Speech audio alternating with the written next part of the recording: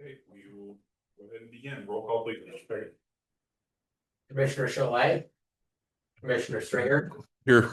Commissioner Straker, Here. Commissioner Whitehouse, Here. Commissioner McCaffrey, Chair Sarter. Here. Any additions or deletions from the agenda, Mr. Byrd? None from staff, sir. Okay, anyone from the public wish to speak on any non-agenda items? Melissa's not here. Melissa's not here, so no. Do I have a motion to approve the minutes from July? I move to approve the minutes from July. I'll second that. Roll call, please. Commissioner Stringer, Yes. Commissioner Straker, Yes. Commissioner Whitehouse, Yes. Chair Sarter. Yes. Okay, we'll move on to our business for tonight. Mr. Byrd.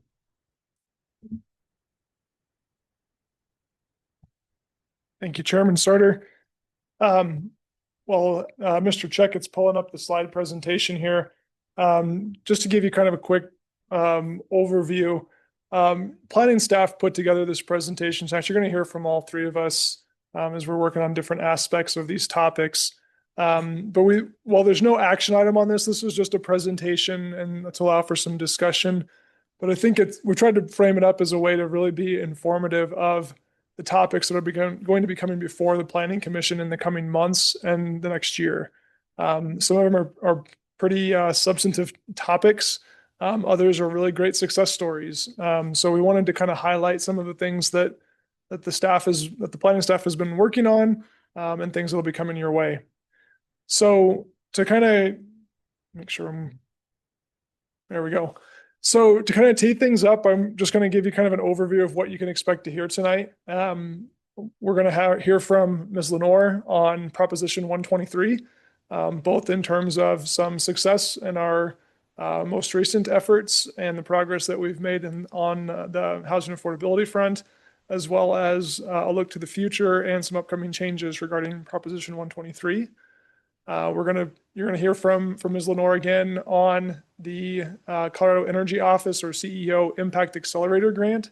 The town was awarded funds for some work on, again, the housing affordability front, and we're working through contracting on that one. So Brittany will tell you more about it. We've also obtained a grant from the Department of Local Affairs for completing the Proposition 123 fast track or expedited review provision. That's a requirement, and we did it before the deadline, which got us an incentive award of $50,000. So I'll tell you a little bit more about that one here in a moment. Ms. Lenore has updates on our transportation and mobility plan that's in progress. Mr. Checkett is working through some updates on our housing needs assessment to prepare for our housing action plan that's coming up as a requirement of Senate Bill 24174, and then closing with some upcoming work on our landscape and irrigation design standards and criteria for regulating how turf is installed and irrigated within the community for residential properties. That's the end of 2027 legislative requirement. So we have quite a bit of work that's at various stages, and I'm going to start moving things in a way where Ms. Lenore can tell you more about Proposition 123.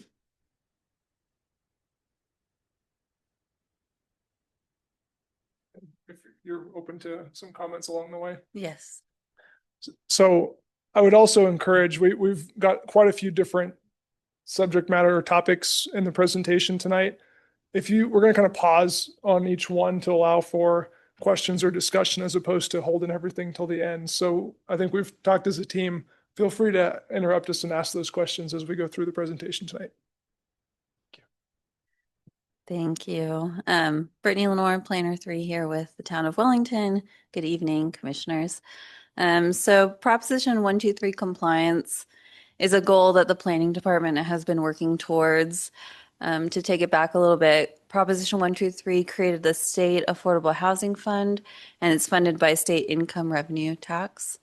40% of those funds are allocated to the Department of Local Affairs, and they're given for things like the Local Planning Capacity Grant Program. And the other 60% is given to the Colorado Housing and Finance Authority for things like a land banking program.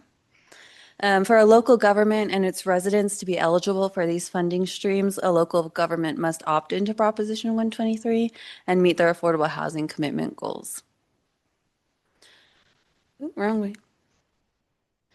Some of you might remember last year we completed our housing needs and affordability assessment and updated the land use code to remove barriers to affordable housing. As part of the housing needs and affordability assessment, there was a recommendation to pursue DOLA funding. The Board of Trustees directed staff to file a Proposition 123 commitment for the last year of the 2024 to 2026 commitment cycle.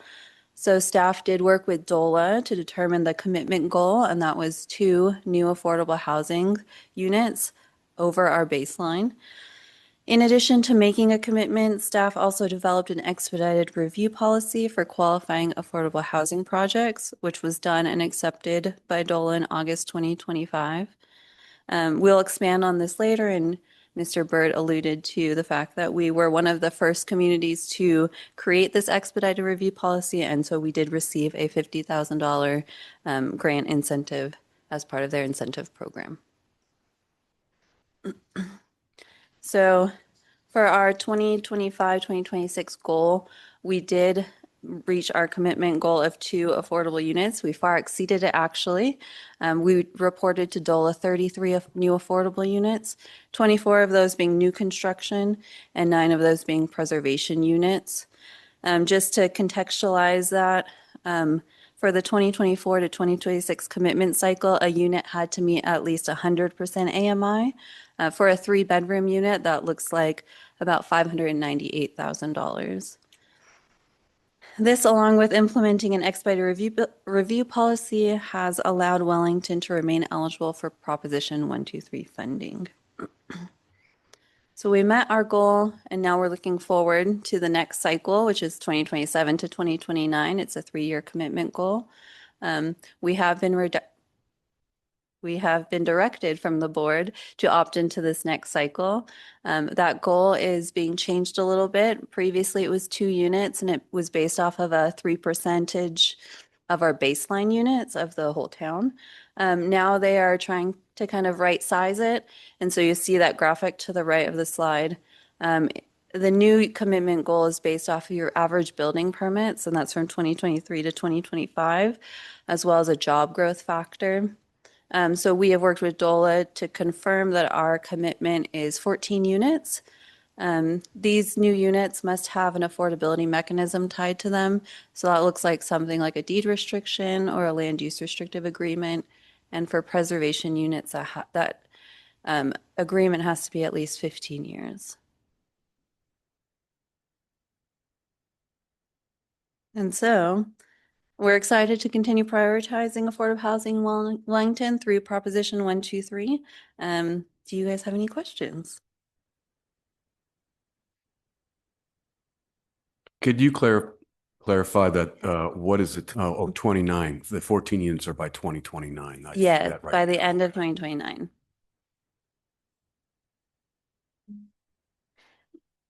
Curious on the deed restrictions. Mhm. So you said there's a 15 year. Yes. So if somebody came in and they're needing the assistance, they get into an affordable home. If they were to stay there for 15 years, could they then sell it at a true market value? Or As of right now, the town of Wellington doesn't have an affordability mechanism agreement or standardization. So we anticipate working with affordable housing partners, and they would follow their protocols. And typically we see that to be around 50 years plus. okay. You said 50? Correct. Okay. And thank you. Cody can expand on that.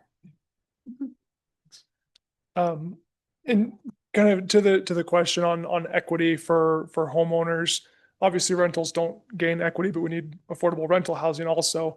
But for home ownership programs, a lot of our housing partners like Habitat for Humanity, Housing Catalyst, if they have homeowners that are utilizing those programs, they don't have to wait the full time period of the preservation or the mechanism that's keeping the unit affordable. They'll be able to sell it when they need to move for life circumstances or otherwise, and they can still gain the equity that's accrued during that time period. The affordability mechanism ensures that the unit stays at the percentage. So as the percentage increases over time, they get that equity, but then when it sells, it'll still be at that 70, 80, 100% AMI range. So it's a way of preserving the affordability in the current market, but allowing the equity to still build. Okay, and that's where my next question was going. So if they were to sell it off, does that hurt your guys' affordability numbers that you're reporting to the state and what you're trying to maintain for an No, affordable community? If I understand the question, it shouldn't hurt that. I mean, and for Proposition 1, 2, 3, the reporting is it's time limited for that cycle, but the push for the more recent changes around the mechanism to keep it affordable has always been the challenge is when it sells one time at an affordable or, a percentage of AMI, what prevents it from selling at market the next go around? And that's what this mechanism does exactly, is it ensures for the long term that unit remains affordable. Okay, yep, that was my question. Cool, thank you. Thank you. While you're up there, the 2027 to 9 commitment, the 14 units, are we starting from scratch on those, or are there already units or planning in the works to meet that 14 unit goal? Well, first of all, from the starting from scratch comment, the calculation method is changed for this cycle. So it's a little bit of a different paradigm than what we saw in the first go around. Okay. But in terms of planning pipeline for other projects that we're anticipating to help meet this goal, Yes. yes, and that's part of what we're going to jump to on a couple of the next topics. A lot of the grant funding that we have been successful in being awarded to the town of Wellington is going to enable additional studies, including rebate programs for affordable units to keep development options in the pipeline. So do they have to necessarily be new development, or can you retroact this on existing properties? The preservation is still available, so it needs to have and correct me if I'm off base on the technical side of things too. But if a unit is preserved, meaning major structural or significant improvement to it to keep it viable as a housing unit is made, and then it sells with a mechanism to keep it at that affordable unit, it would still count. Okay. But a big part of the changes is the naturally occurring affordable housing, or NOAA, that was allowed under the first 3-year cycle is no longer a component for this one. That mechanism is really the key to keep it affordable. Got it. So nobody's dictating that there are 14 brand new units going in Wellington in the next 3 years that must be affordable. There are other ways. There are other ways to Mechanism in meet play. that. Yeah. Admittedly, the preservation is going to be a little bit harder to get unless because an existing affordable housing partner could make those significant improvements to preserve their units, but they would have been preserved anyhow because that's their mission. Hmm. Right. So an average homeowner with a home that makes those makes the improvements to keep it viable as a residential unit and lock it at an affordable rate and deed restricted is probably more limited than we would see in the natural marketplace. Okay. Thank you. It really puts a lot of the emphasis on working with your affordable housing partners to meet those goals. It'll just shift the target a little bit. Mhm. So just a comment. So I know you said Habitat for Humanity, that was one of your partners that have built affordable housing. Have you guys ever worked with Catholic Charities? They do a similar product. I mean, it's for a much, much lower income. They build a nice product, but it is still within affordable housing. It's a great group to look at and consider. I haven't worked with them in Wellington specifically, but we definitely wouldn't rule them out. I think there's a lot of other partners that would be viable and would be groups that we would want to work with. The ones that we use in our presentations most frequently are Habitat and Housing Catalyst because they're familiar to the public, but it's not intended to be limiting. We would work with any of our affordable housing partners, including anyone new. Senior housing is also another one that could be a viable option for. There's a lot of low-income housing tax credits or LIHTC that's available for senior housing, and that would be another need that we have in the community, and it could come in at affordable mechanisms. Absolutely. Yeah. So we wouldn't rule any out, and if you have any contacts, we'd be happy to take those offline, and we can reach out to look for new partnerships. I'll share the contacts that I have, but yeah, Excellent. absolutely. Thank you, Commissioner. Absolutely. Thank you, Mr. Byrd, and thank you, Commission, for your questions and comments. Moving on to our next topic, that's going to be our Colorado Energy Office Local Impact Accelerator grant that we received. So along with pursuing Proposition 123 funding with DOLA, we've also been pursuing other funding sources. So I'm very happy to announce that the town has received $2.88 million in grant funds from the Local Implementation Mitigation and Policy Action Accelerator Grant with the Colorado Energy Office. This grant was developed to support local government with policy adoption that supports local resilience, reduce emissions, and advance state priorities. So this grant will be utilized to evaluate policies to encourage accessory dwelling units and encourage infill development of attached, multifamily, and mixed-use housing, specifically by pursuing becoming an ADU supportive jurisdiction and establishing neighborhood centers. It will also include conducting a development fee nexus study and creating a rebate program for development costs for water and sewer taps and building electrification. So this is going to be policy work involved in this. So you will see this topic come back later on in the next few months to a future planning commission meeting. It is a very exciting achievement that our department has been able to get, especially with a no match. Okay, so I will move it on to Mr. Byrd.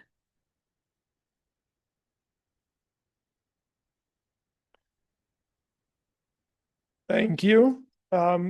Continuing with that theme of no match, when we say that, what we're referring to is when we obtain grant dollars, most grant funding sources require some local skin in the game, so to speak. So there's matching requirement, usually at 20 or 25% of the grant award is provided locally as a way of stretching those dollars further. Certain programs do allow for options where there's no matching requirement, and we have been successful in finding 2 of those. So it's really advantageous for the community to not have to bring dollars to the table to enable this good work to happen.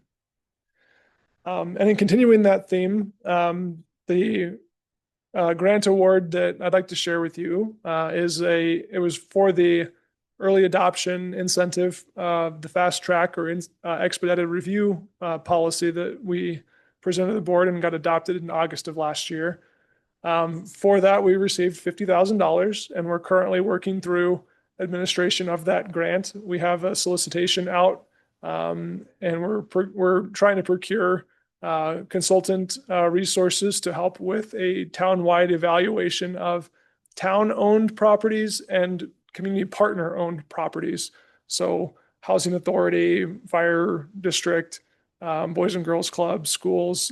We're going to start with a broad overview. Are there properties that could be suitable for affordable housing development or redevelopment? And after taking a high-level screen on which of those properties may have merit and make sense and have willing partners, then we'll do a more detailed analysis on individual properties. Probably we're anticipating 2 to 3 properties being evaluated for a higher level of what would a site analysis look like, what infrastructure would be needed to serve that, doing preliminary analysis on the engineering for water line, sewer line extensions, road improvements, put together plan level cost estimates up to and including anything but construction. So we're excited that this opportunity to get some dollars to help with this effort will help identify a couple of priority projects for development or redevelopment that can be used for advancing affordable housing goals. Pause for just a second before we shift out of grant mode and into the next topic area. Any questions on, and I guess similar to Ms. Lenore's presentation, we'll be bringing these back. The Impact Accelerator grant is going to have some policy level work and some recommended code changes, as Ms. Lenore alluded to. The DOLA Fast Track Incentive Grant is likely to come back with what would look like a mini master plan for a couple of sites and recommendation from the Planning Commission on whether that suits our land use needs and is a good development to pursue. So we'll be bringing these back probably end of the year, first of the year for Impact Accelerator, depending on consultant selection and grant fund availability. And this one, we may see something as early as end of this year with a goal of wrapping up kind of recommendations on the site analysis and recommendations in probably February to March timeframe. So some of these have some pretty short turnaround times. Just another comment. So as you're doing grants, have you guys looked into safe routes to school? So I know they do like sidewalk gap analysis and some of that I know that can help out on some of the affordability and Yeah, good suggestion. We're aware of safe routes to school funding. We have talked with PSD about the opportunity to partner with them to submit proposals.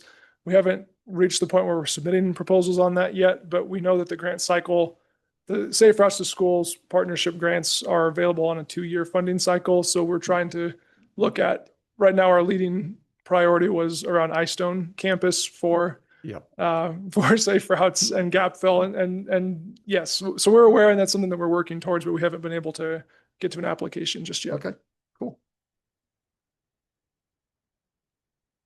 All right. I'm going to pass the baton back. So as you may know, we are working hard with the town's first transportation and mobility plan. We just completed phase 2 of public engagement, and so we're working towards a draft plan.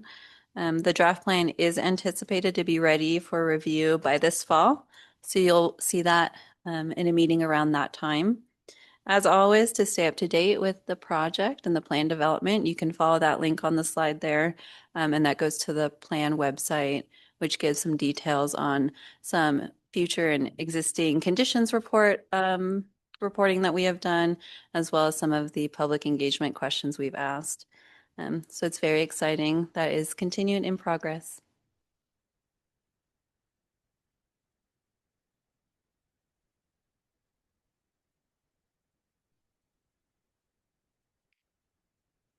We'll probably be bringing back recommendations on the transportation mobility plan in October, November timeframe. We feel pretty good about those recommendations coming forward on that timeline, and the impact fee nexus study associated with that plan is intended to inform the Board of Trustees budget process in October. So to give you a sense on that timeline, we're probably wrapping up end of the year.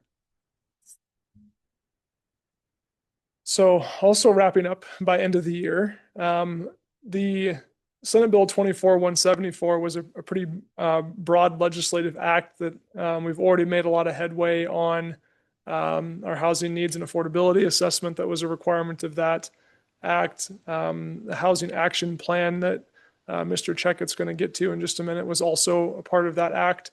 And we've successfully completed portions of that for meeting compliance deadlines, the next of which is December 31st.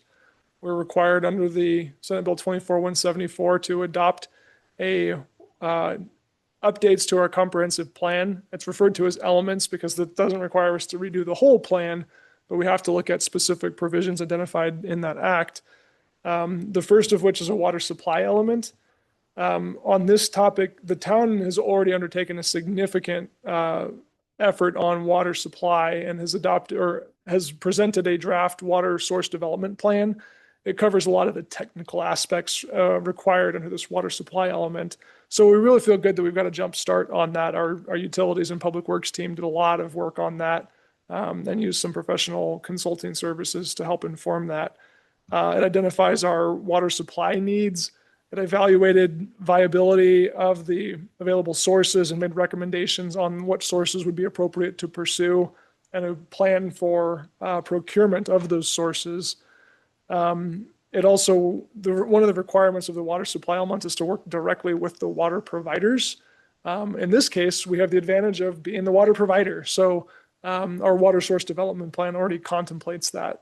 So again, we've covered a lot of the technical components of this, but what will be needed for this by end of this year is incorporating those recommendations into our comprehensive plan and including some crossover for water conservation policies, which we have a 2018 water conservation plan. it's getting a little bit dated and is in need of an update. We've made a lot of progress on those goals. And so this would be the way to update our water conservation policies goals via our comp plan.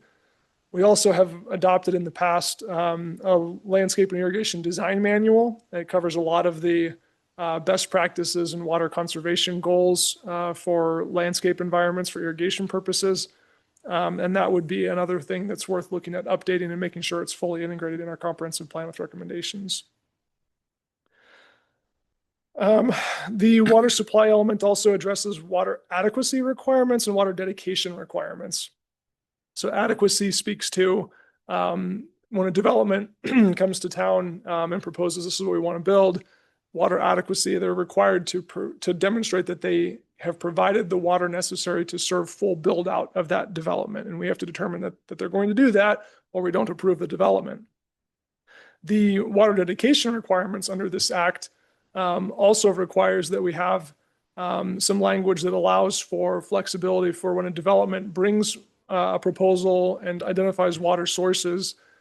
We need to be able to provide enough flexibility that if the development can demonstrate that they're meeting significant or extraordinary water conservation practices through their development, that they can significantly reduce the amount of water required, that we be able to meet them in the middle and say, yes, that with those extraordinary measures in place, we'll agree to a lesser water dedication amount so that we're not requiring more than the development is needing for themselves to bring. The one development can't subsidize the next by over requiring water supply. So we'll be aiming to get the comprehensive plan element with those recommendations adopted by end of the year. The next component of this act is a strategic growth element. The strategic growth contemplates evaluation of the linkages between housing, transportation, infrastructure, water, and development practices. So the idea here is that we need to update our comp plan with recommendations in alignment with the statewide strategic growth report. The state did a study and developed model provisions for tools to put in the toolbox to implement the ways by which we consider vacant, underutilized, and infill properties so that we're not leapfrogging development and leaving holes in town, efficient extension of infrastructure, which Wellington's done a really great job of, by the way, over the years. And we look to continue that by also adopting these best practices into our comp plan. The other thing it does is identifies the protecting natural and agricultural lands. So that leapfrog development where you skip over the farm and go to the next place because that farmer is willing to sell and that develops and you leave the hole in the middle. Not a great practice when you're extending infrastructure, hundreds of feet or miles of infrastructure, serving nothing in between. But it also speaks to the desire to protect agricultural lands for agricultural purposes, protect cultural resources to preserve history, and still manage to provide open space recreation and other things, which is a great segue into vital landscapes and resources. This one is not a requirement of the act, but it is identified in the act as a recommendation. Wellington's not required to do it, but we see the value. And while we're doing this effort, Wellington's small geographical area and surrounded by natural and cultural resources, it's really important that we identify those. So we're recommending picking this piece up as well. And what we would look to do is identify the connection between our community and open spaces, wildlife habitats, the agricultural lands, riparian corridors, and historic and cultural resources surrounding the community, so that as development comes to town, we can appropriately protect those and still allow development to occur around them and in conjunction with them.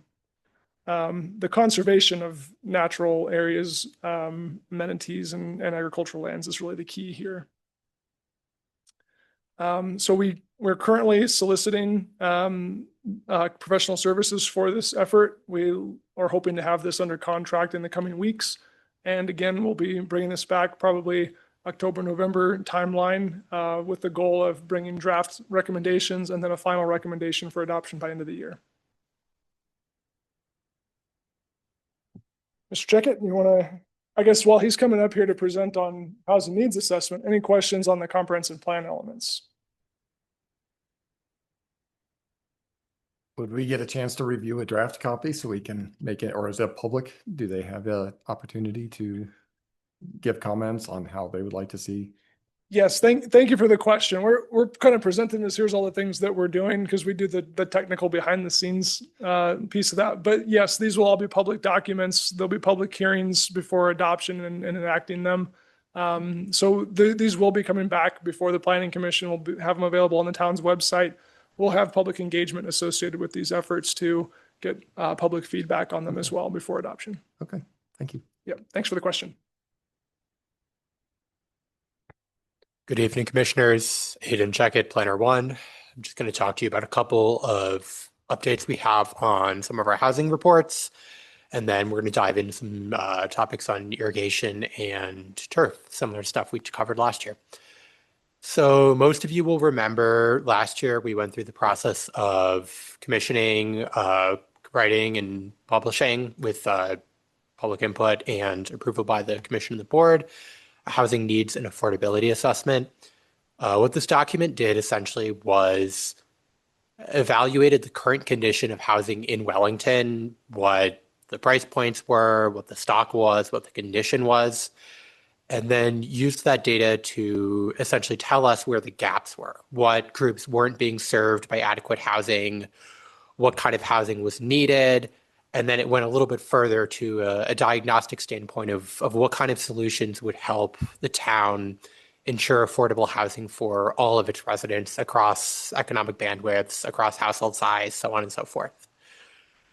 We got a lot of really valuable data from that report. However, like all data, data ages. And while the data source that we use, the American Community Survey, is considered to be the gold standard for demographic data, housing data, all those sorts of things.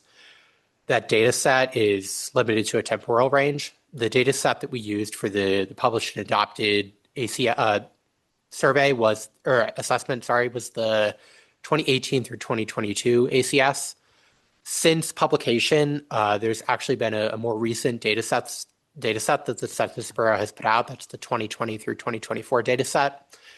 So as we lay the foundation for a lot of these housing projects that Mr. Bird, Ms. Lenore have talked about, that I'm going to continue to talk about, staff thought it was important that we have the most up-to-date data. So we have put out and actually selected Matrix Design, the same group, the same consultancy that did the original HNA, to essentially put together what we're calling a technical addendum to that report. So it's not going to change the core of the HNA due to just kind of scope and budgetary purposes, but it's going to provide updated numbers on all those tables, figures, and so on that we went over that brought those recommendations into light. So we're hopeful that with these updated figures, we can best lay the foundation to have the technical numbers that we need in order to support the policies and proposals that we've talked about. There will also be, as part of this addendum, some other minor sections added to bring the town into conformity with some requirements that the Department of Local Affairs put in after we'd already constructed our HNA. So it'll be kind of those two elements, the updated figures and then some new numbers that maybe weren't present in the original report. This update should be complete by, I think, October of this year.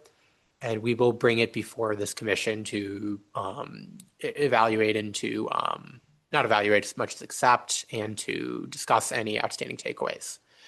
It will also serve as, like I said, the technical foundation for the housing action plan, as well as some other policies, which I will dive into next.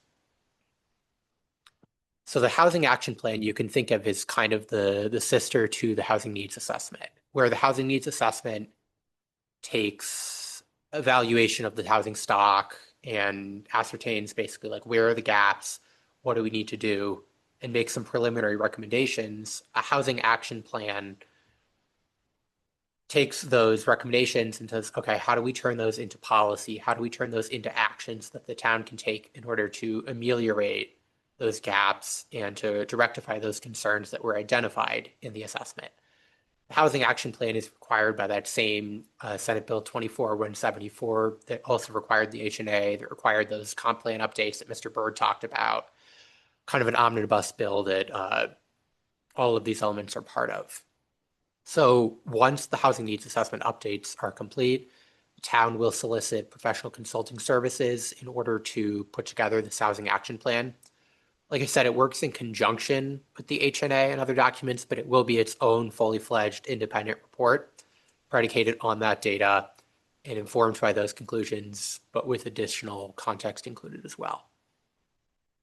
The housing action plan, when it's complete, will be rolled into the comprehensive plan as we continue to work on, iterate that document to best ensure that all of these documents are operating in synergy and that we're best addressing the needs of our residents. And I'm happy to take any questions on the HNA updates or the HAP.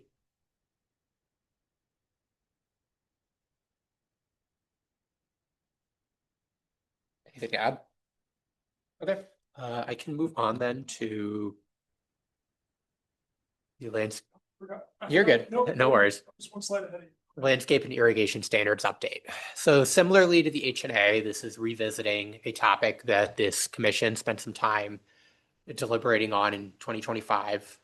For just a refresher, and for those who are new, those who might be listening, in 2025, the town went through a variety of changes to the land use code in order to conform with House Bill 251113 and Senate Bill 240004, I believe.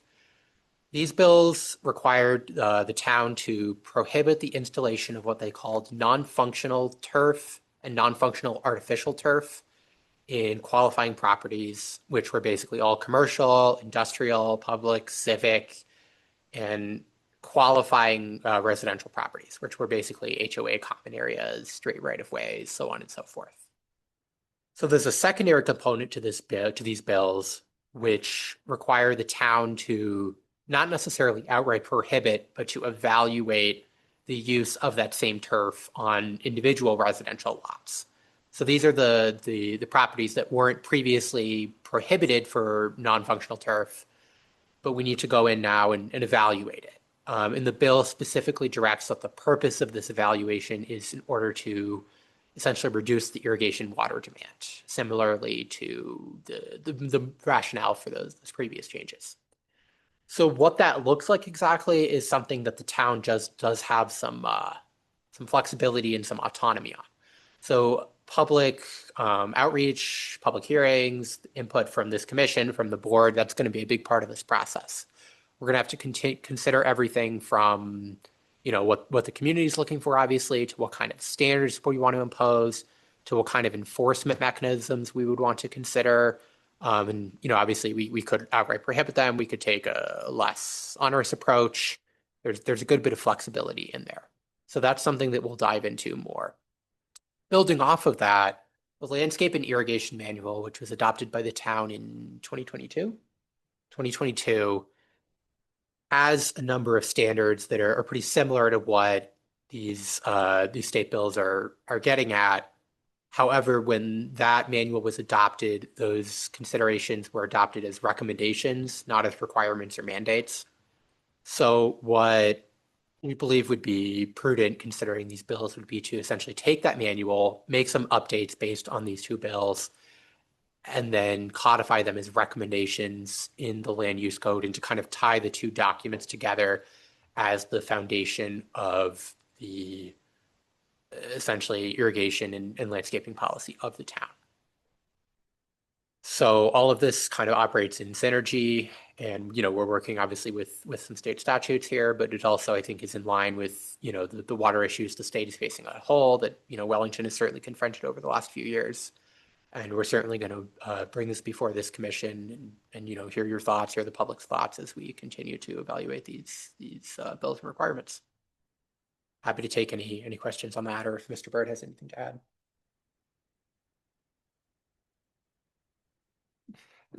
Can you help me understand what is non-functional turfs?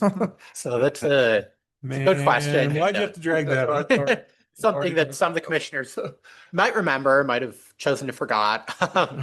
Non-functional is, and I don't know the state's specific definition, but the idea is basically it's turf. So basically, when you hear turf, think like high water grass, right? Like bluegrass, anything else that's not native that needs a lot of water, or artificial turf.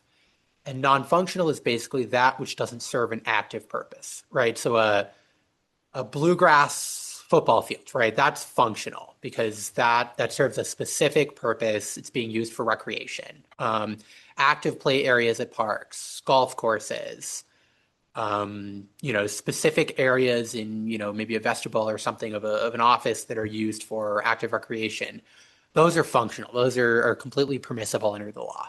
It's the sort of spaces that are maybe there to look at rather than to use. Think kind of medians or ornamental lawns that don't have a functional purpose. Those are what the state considers to be non-functional, and that's where that prohibition comes into play. I'm happy to provide a more specific or technical definition at a later point if that would be helpful, but I do believe that's kind of the gist of what that term means. That makes sense. So I'll ask this question next. So my house we have bluegrass. It's not a football field. It's more of a visual stuff. Mhm. So would that be something with this new legislation or rules that I would have to change that out, or would it be grandfathered in? Excellent question. Thanks, because I missed clarifying that. This would only apply to essentially new housing developments, new houses constructed, the same as how the previous rules only applied to new or redevelopment.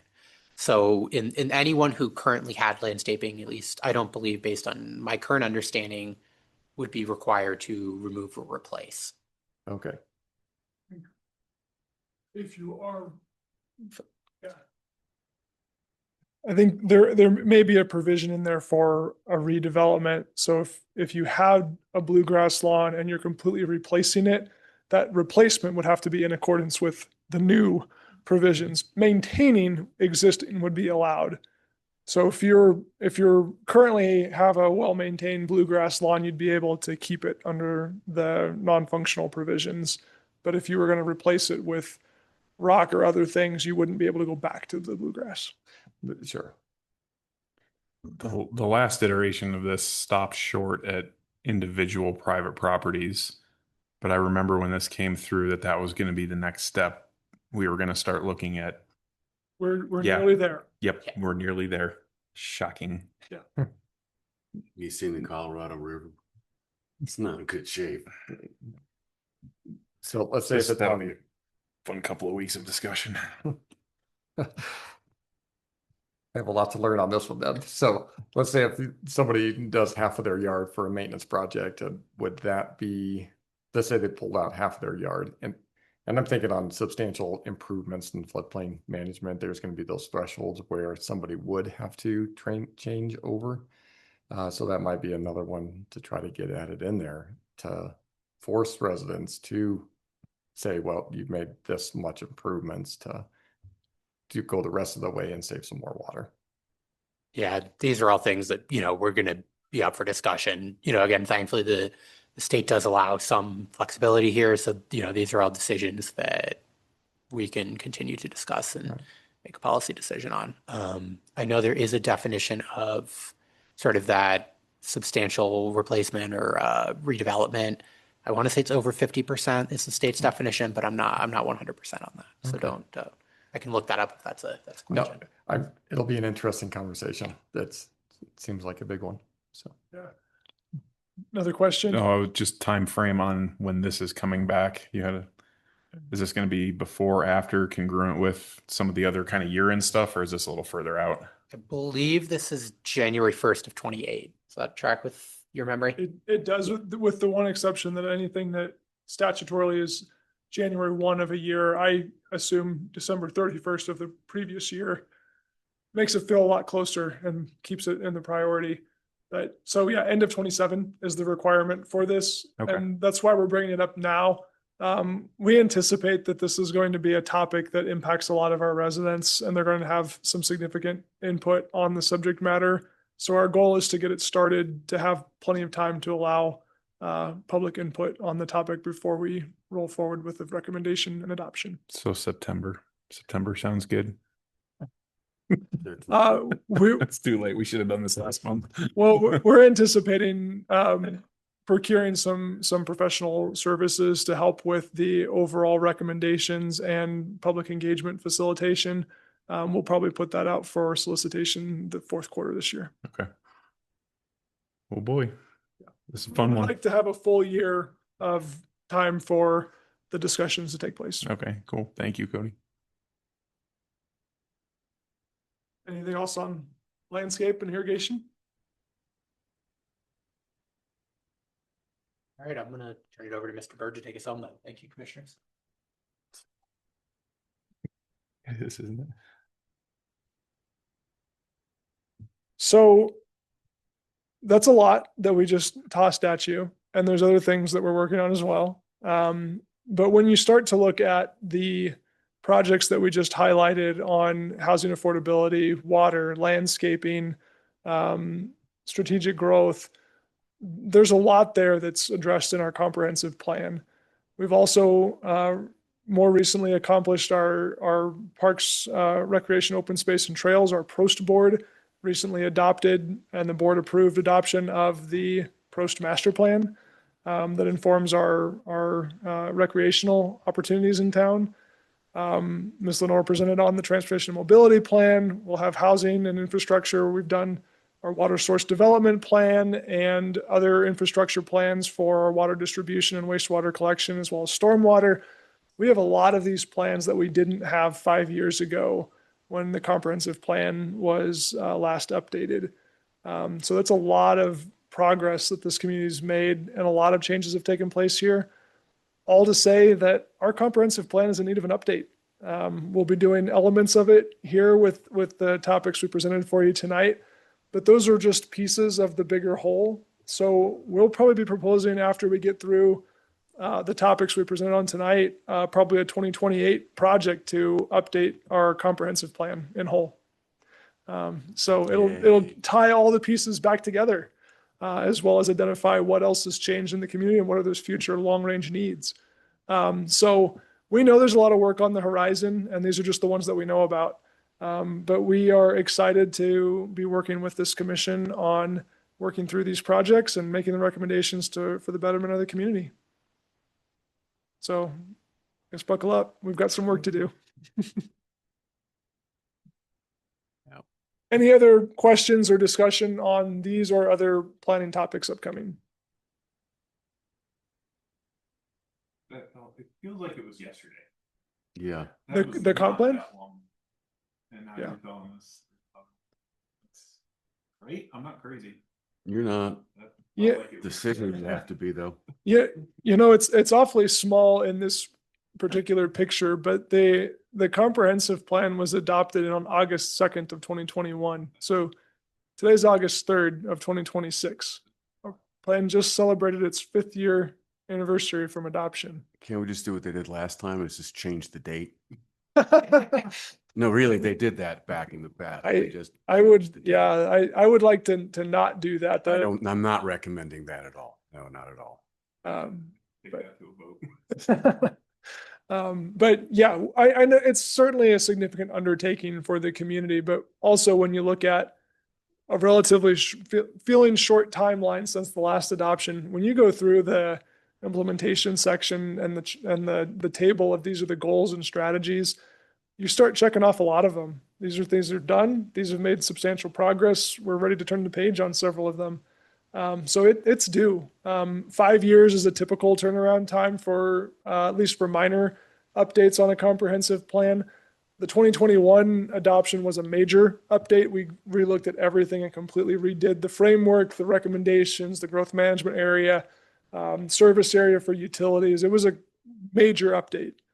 I envision it being another major update just based on the amount of work that has happened since then and tying it all back together in a new plan and vision for the next 20 years. And we're probably going to have a consultant work on this as well, or does this all be done in-house?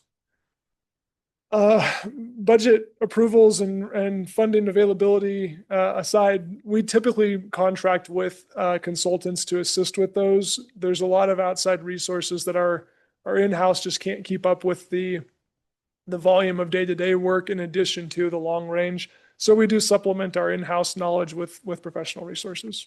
Mm-hmm. No, I think that's a good choice. It is a lot of work.